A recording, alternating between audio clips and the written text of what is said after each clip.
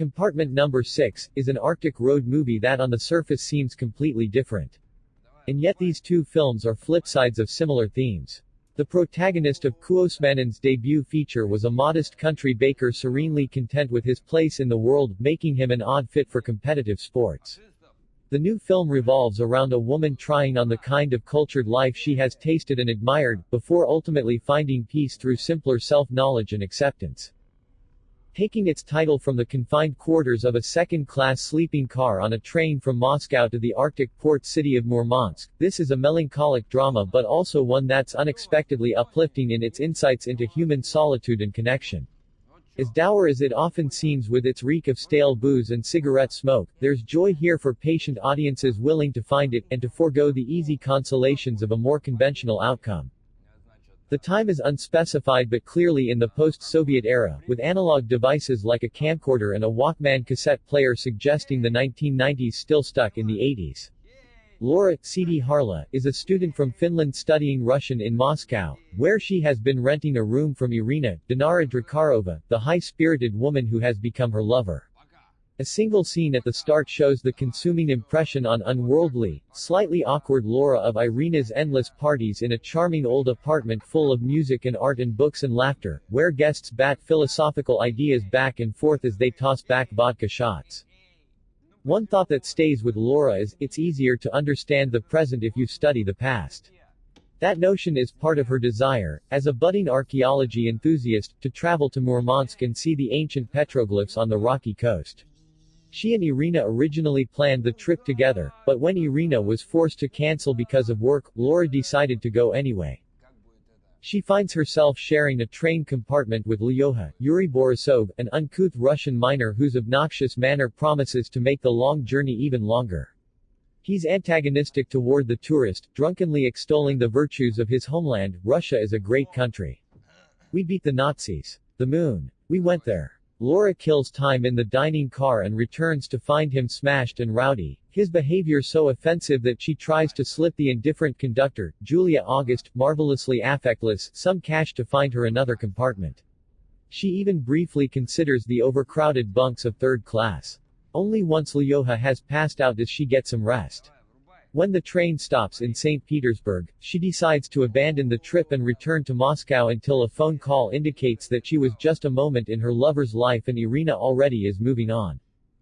Reboarding the train, Laura learns that Lyoha is going to Murmansk to work in the mines, but when she tries to explain her reasons for going there, he just seems perplexed, wondering what she could possibly gain from seeing a bunch of rock carvings. Her slightly awkward defensiveness hints already that there's a performative aspect to Laura's passion for archaeology. At an overnight stop on the journey, she reluctantly agrees to accompany Lyoha to the home of his foster mother, Lydia Kostina, a gem, who helps break the ice between the strangers as she shares her peculiar wisdom about women over a steady stream of hooch. But when Laura invites a guitar-playing Finnish traveler, Tomi Alatalo, to share their compartment on the next leg of the journey, it's as if she's broken some pact with Lyoha that was still being negotiated. Loosely adapted by Kuosmanen with Andries Feldmanis and Livia Ullmann from Rosa Lixum's novel, the film blithely disregards the standard rulebook for this kind of road movie in which two strangers with little in common slowly come to understand and respect one another. A version of that does happen, but it's not via the usual avenues of sexual attraction or even friendship in any formulaic sense. The connection is more of a subcutaneous understanding that they are not so different. A scene in which Laura watches Lyoha goof around in the snow on a train platform like a big dumb kid reveals much about the true self beneath her attempts at cultivated sophistication, all of which is echoed beautifully later on.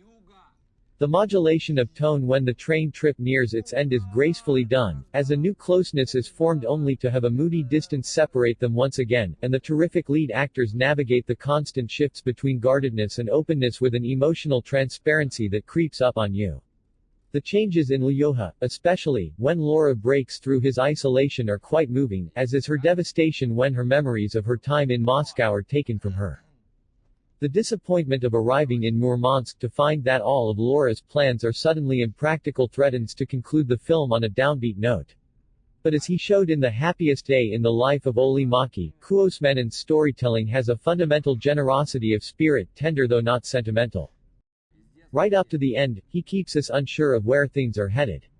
The solution to Laura's marooned unfulfillment comes with minor key comedy in the completion of the physical journey across various elemental obstacles, but also subtle personal realizations about who she is, how she perceives the world around her and how she sees other people. There are no over-articulated epiphanies, just gentle, satisfying moments of internal illumination.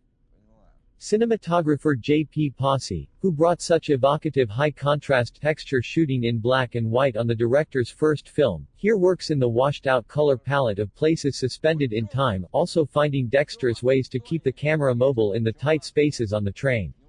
The visual aesthetic is more rough-edged this time but no less perfectly suited to the material. Sharp music choices include classic mid-70s Roxy music at Irina's Party and fabulous late 80s French synth-pop Voyage Voyage by Desireless over the closing credits, amplifying the sense of horizons being expanded and barriers broken down. This is a strange, scrappy film, in its own way quite beguiling.